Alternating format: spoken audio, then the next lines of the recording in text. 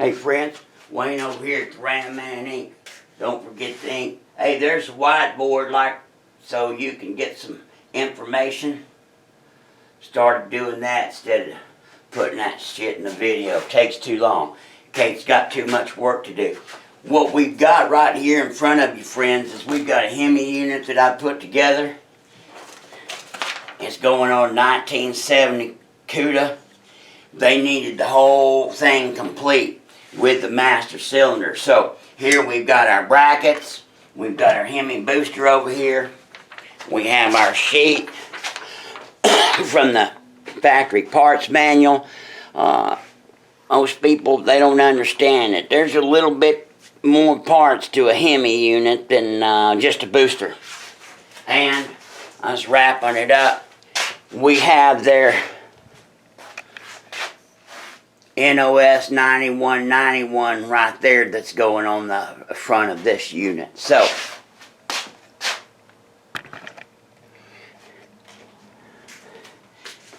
Hemi booster was stolen from the Imperial line. This came out in 1962 on the Imperials. One of the biggest, most powerful car boosters ever developed, even to this day. It'll flow within about 20% of anything out there through a 1-ton. Sure will. And we've got the brackets that bolt on to the back.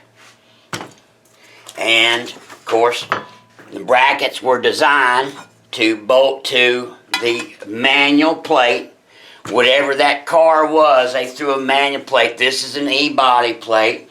Of course, B-bodies are taller, but they just threw that plate on the firewall, getting ready for a master cylinder to go on there. And so, the Hemi brackets were designed to go right there, just like that. So Hemi power unit bolts up to a manual brake plate, master cylinder plate. These E-bodies are getting super, super hard to find. Got that diamond hole in there.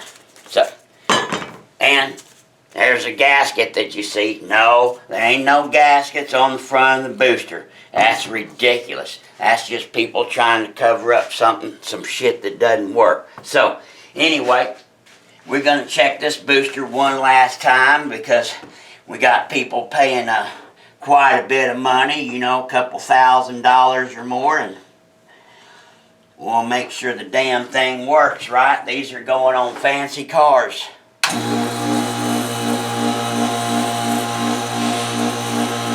Very smooth. Great power assist. As you can see, I can push this with my finger. There's no way that I could do that without some vacuum assist. It would be impossible.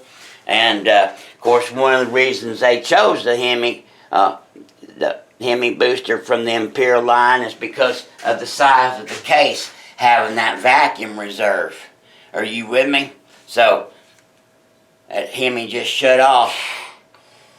We got basically one emergency brake out of the deal. So, she's very smooth, and we have some reserve. And, of course, how do these things go together? Well, there's from the factory service manual, but non-serviceable, we always replace them. Here's a filter because, yes, they suck air from the back. That's how they fill up the space. That goes on there. Boot retaining plate. Just finesses it on there. Then your boot will go on. Your boot goes on like this. And then you kind of have to work it around with a little bitty L tool. You can work it around and get it on there. And then we have our 1/4-inch spacers. And then we have our lock washers. And our standard nuts. These were not crimp nuts on the back of these. These were just standard 9/16, 3/8. And so, voila, there we go. And then on the front, of course, we've got our K-locks.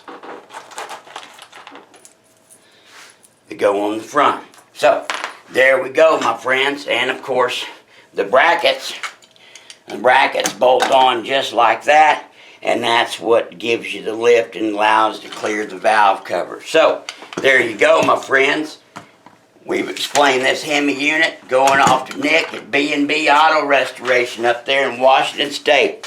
And this is their unit coming to them. God bless you. God bless America. And happy Mopar. Bye.